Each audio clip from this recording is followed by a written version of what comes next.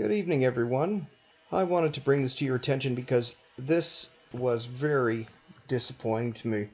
The True North brought out a story about how Salim Mansur was disqualified by the Conservatives a year after they approved him. He was a Western University professor. I'd met him at Manning Conference events before. Just a really good guy.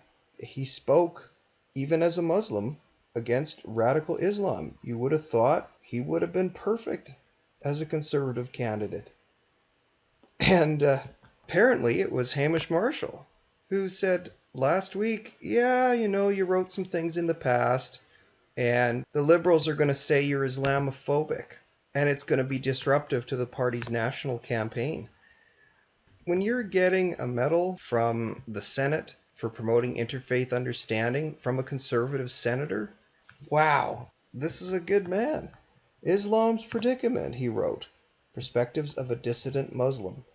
Here we are looking at somebody who's a Muslim, and Hamish Marshall is afraid that he's going to be called Islamophobic.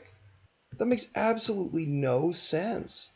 And it's really indicative of the overly strong degree of caution that the Conservative Party is showing to anyone who could have a hint of controversy. It's such a huge neutering that you have to wonder how much conviction is left, or how much conviction they can even show if they do get elected after there has been so much compromise. I'm disappointed with the CPC disallowing my candidacy, he says. I'm hoping conservatives will persevere. He's got small c conservatives. And I'll have more to say about this and my role in 2019 election. Thanks to all for love and support. This setback won't derail me to help rescue our Canada from Islamism and globalism. I mean, this is a true Canadian. In this article from the Post-Millennial that Cosman has written, he gives 4 reasons why this is bad and it's going to backfire. And he says, yes, with his estimable record and intellectual background, he would have made a perfect CPC candidate. All in all, I don't see this going well for the CPC, and here are several reasons why this decision will likely backfire. Number 1, the Conservatives will be accused of Islamophobia either way. The left will invent reasons to accuse their opponents of all sorts of vile things if they can't find any readily available. For the CPC to think this might save them a headache is just naivete or self-delusion. It's also contradictory to the CP's past hard positions on radical Islamism. It also signals to opponents that the party will likely ditch future candidates when pressured to do so. I'm telling you, this has happened already.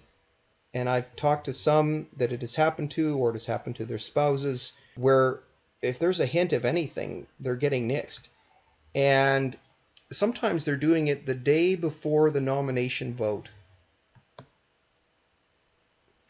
The CPC will no longer be seen as welcoming to dissidents and victims of oppressive regimes.